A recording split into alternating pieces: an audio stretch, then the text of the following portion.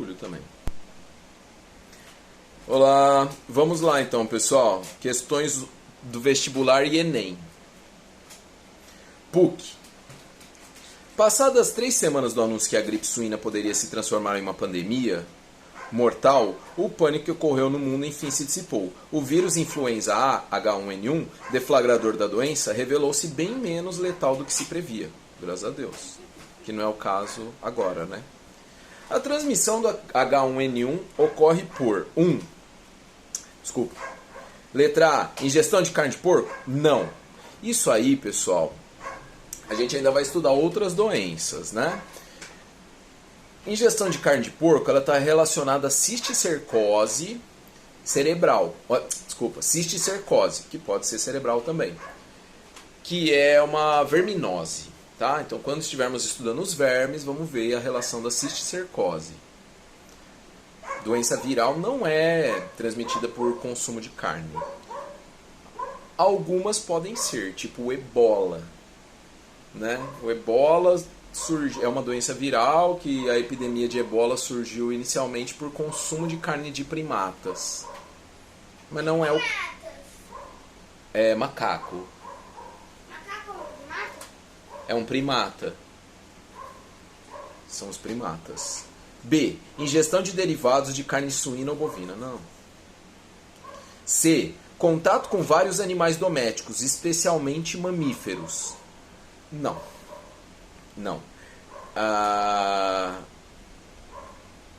O contato com animal doméstico traz muito problema de toxoplasmose, que é uma protozoose, uma doença causada por um protozoário, o Toxoplasma gondii. Agora, a gripe suína, não. D. Contato direto com pessoas portadoras do vírus. Sim. Esse era, na época da pandemia de gripe suína, o principal fator de contaminação. E. Um mosquito hospedeiro do vírus. Não. Isso aí é febre amarela. É uma doença viral transmitida pela picada de um mosquito. E a malária, né? Que é uma doença... vamos falar antes da dengue. A dengue também é uma doença viral que também é transmitida por um mosquito, pela picada de um mosquito. Não gosto de mosquito da dengue. Nem eu. É terrível. A malária é uma doença causada por um protozoário, o plasmódio, que é transmitida pela picada de um mosquito também. 2. UERJ, Universidade Estadual do Rio de Janeiro. A alternativa que apresenta uma propriedade comum a todos os vírus é: A. Replicam-se independentemente? Não, eles não fazem isso. Eles são parasitas intracelulares obrigatórios. Eles precisam da maquinaria celular para se replicarem. B. Possuem ácido nucleico e proteínas? Sim. Ácido nucleico não é ácido desoxirribonucleico e não é também ácido ribonucleico. Então, foi melhor elaborada, né?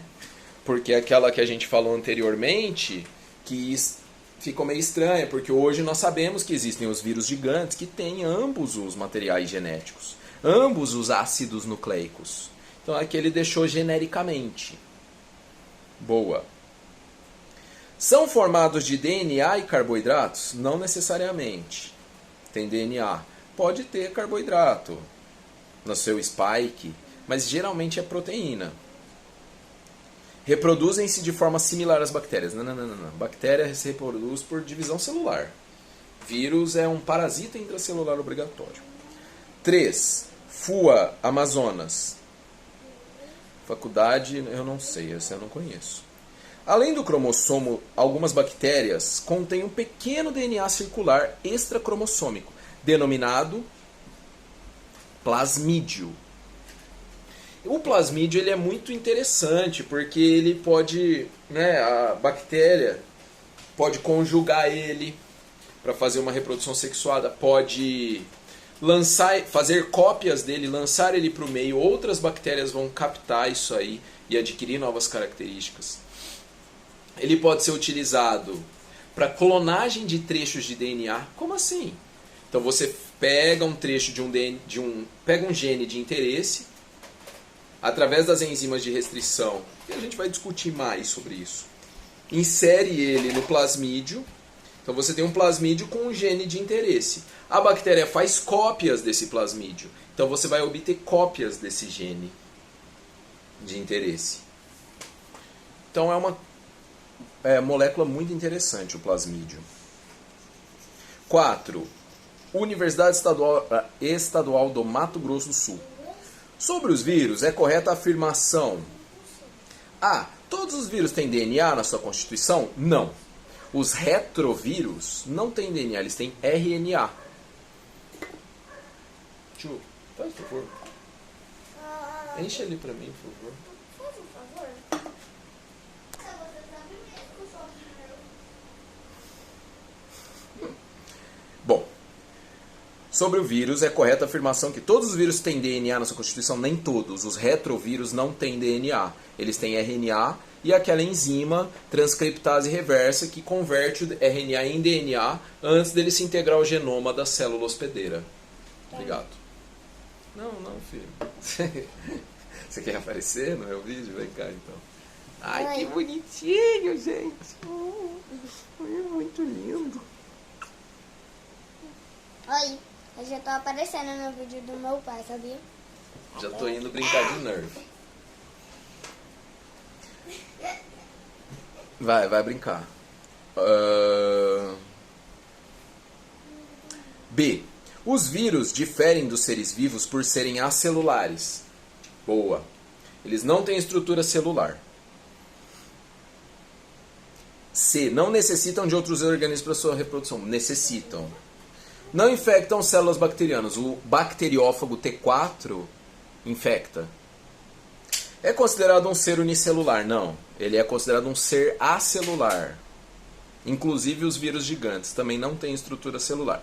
São mais complexos, têm capacidade de síntese de algumas proteínas, têm capacidade de algum metabolismo, mas não são considerados celulares ainda não.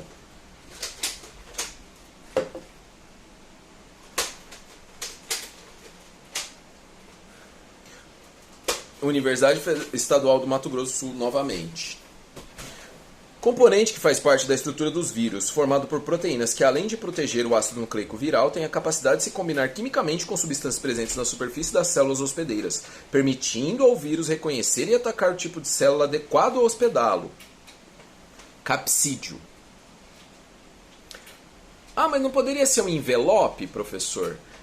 O envelope, sim, tem a capacidade de interagir com a membrana plasmática da célula hospedeira, e aí quem vai entrar na célula é o capsídio.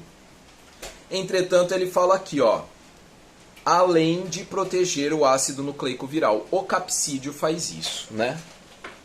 Então, se a gente analisar aí um vírus genérico, ele vai ter o capsídio proteico e no seu interior o ácido nucleico. Alguns vírus têm também o envelope. E aí as proteínas de superfície, de invasão da célula hospedeira estarão na superfície do envelope. Caso ele não tenha envelope, as proteínas de superfície estarão no capsídio. As proteínas de interação com a célula hospedeira. Agora, quem protege o material genético é o capsídio.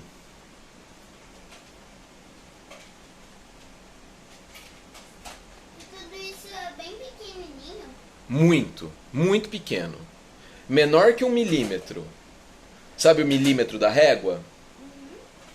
Que é a menor medida da régua? É fininho. Muito, mais fino que um fio de cabelo. É invisível. Só com o microscópio você consegue ver. Nem com a lupa da... Nem com a lupa. E microscópio eletrônico ainda por cima, que é um microscópio ultra, super, mega power.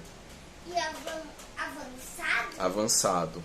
Super avançado. É o mais avançado que tem. Ultra mega power. Ultra mega power. Ultra mega power. Ultra mega blaster master power. É um microscópio ultra mega power. Isso. Blaster master. Isso, tá bom, filho. Poderoso e Muito mesmo. Vai lá, Muito filho. mesmo. Ele quer participar. Quer gravar um vídeo depois também? Quero participar com Não, você. espera, deixa eu terminar aqui. Ó, 6. FUVEST. Os bacteriófagos são constituídos por uma molécula de DNA envolta em uma cápsula de proteína. Existem diversas espécies... Brinca aí, filho. Vou dar uma descansada. Que diferem entre si quanto ao DNA e as proteínas constituintes da cápsula. Os cientistas conseguem construir partículas virais ativas com DNA de uma espécie e a cápsula de outra. Em um experimento, foi produzido um vírus contendo o DNA do bacteriófago T2 e a cápsula do bacteriófago T4. Pode-se prever que a descendência do vírus terá... Bom, então vamos lá, ó. Essa é uma questão que lembra até questão meio de que fala de clonagem. Só que clonagem, claro, que é sobre célula eucarionte, né? Aqui a gente está falando sobre vírus. É um organismo que nem tem célula. Filho, acende a luz para mim, por favor. Tá lá no quarto. Lá. Então é o seguinte. Lá embaixo? Pode. É o seguinte, ó. Então, a cápsula... DNA do bacteriófago T2 e a cápsula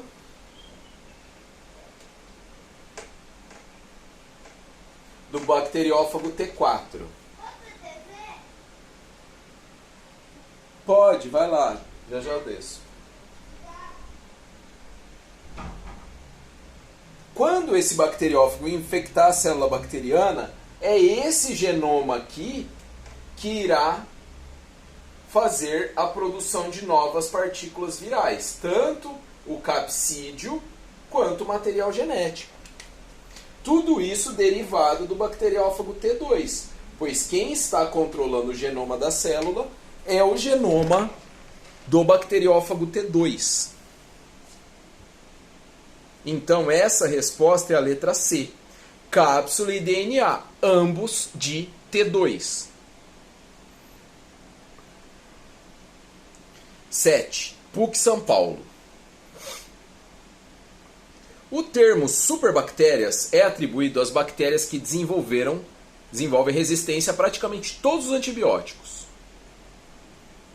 Vários fatores estão envolvidos na disseminação desses micro-organismos multiresistentes, incluindo o uso abusivo de antibióticos, procedimentos invasivos e a capacidade das bactérias de transmitir seu material genético capacidade da bactéria transmitir o seu material genético, ou seja, a transformação bacteriana. Ela lança o plasmídio no meio e as outras conseguem capturar isso aí.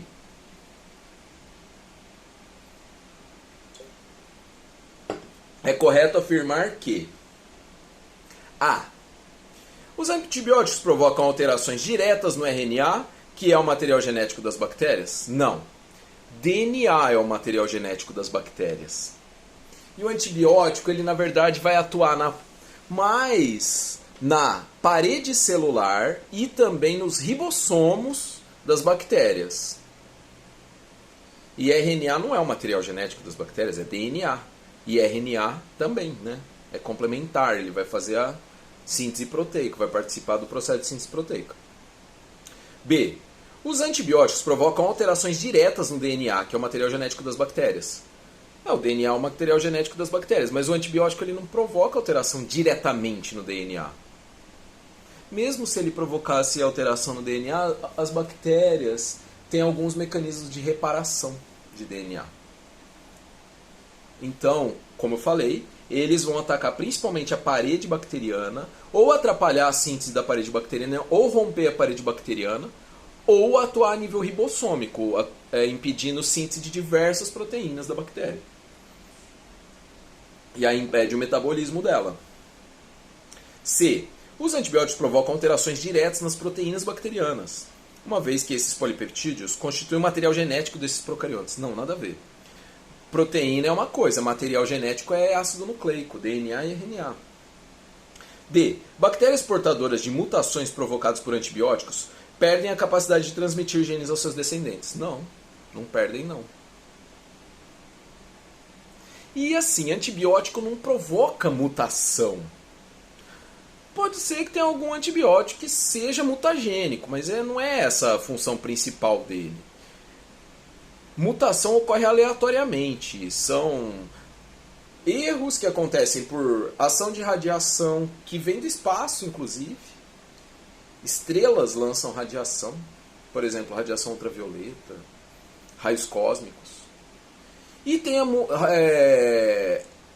mutações que ocorrem aleatoriamente na processo de divisão da célula.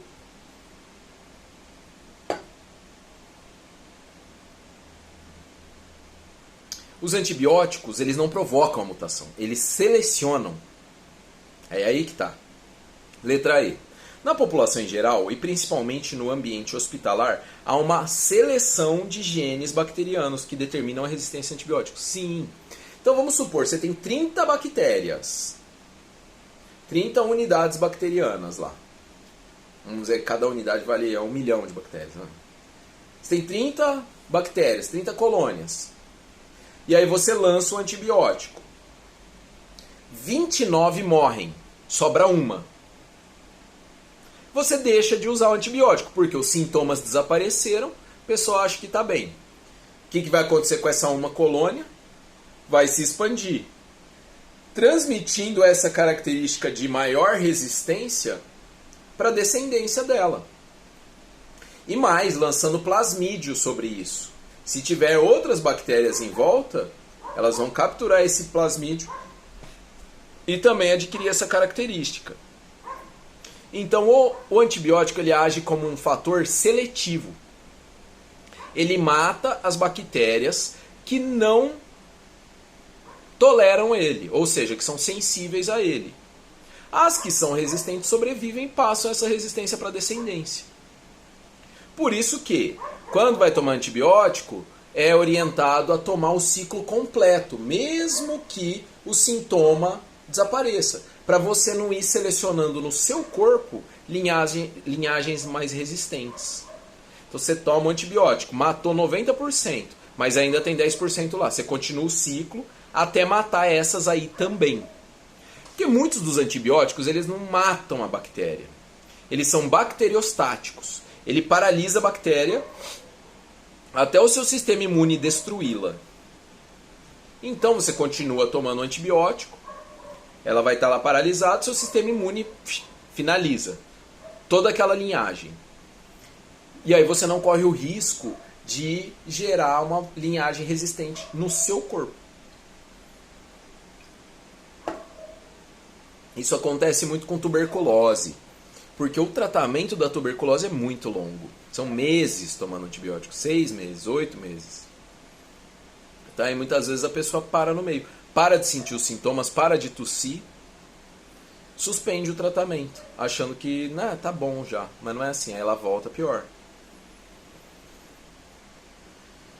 UFSCar, essa é boa, Universidade Federal de São Carlos.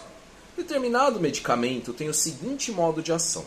Suas moléculas interagem com uma determinada proteína, desestabilizando-a e impedindo-a de exercer sua função como mediadora da síntese de uma molécula de DNA, a partir de um molde de RNA.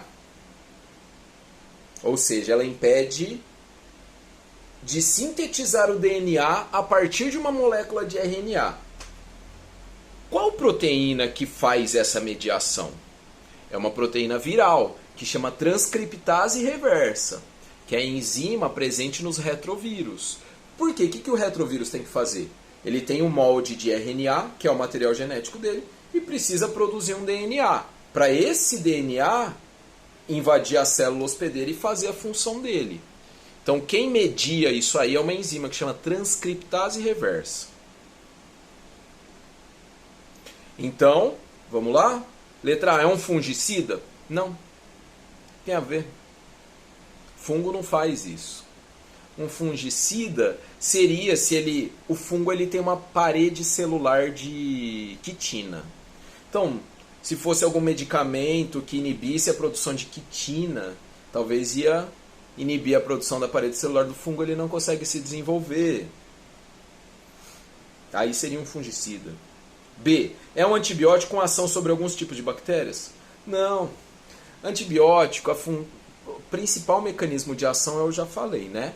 É a inibição ou destruição da parede bacteriana ou a inibição do ribossomo bacteriano. Mas aí eu posso falar, pensar assim, mas se inibe o ribossomo, vai prejudicar a nossa célula também? Nós temos ribossomo, ele é a base do metabolismo, da síntese proteica. Só que o ribossomo da bactéria, ele é diferente do nosso. Ele é menor. O ribossomo procarionte é diferente do ribossomo eucarionte. Nas nossas mitocôndrias, nós temos ribossomos igual ao da bactéria. Então, sim. Vamos dizer que vai passar 100% indene, né? Não vai fazer nada de efeito colateral. Tem alguns efeitos colaterais. Mas o benefício é superior. Destruir as bactérias. Ou auxiliar o seu sistema imune a destruí-las, né? C. Impede a reprodução de alguns tipos de vírus? É isso, foi isso que a gente falou, né? Os retrovírus, principalmente. Impede a reprodução de alguns tipos de protozoários? Não, nada a ver.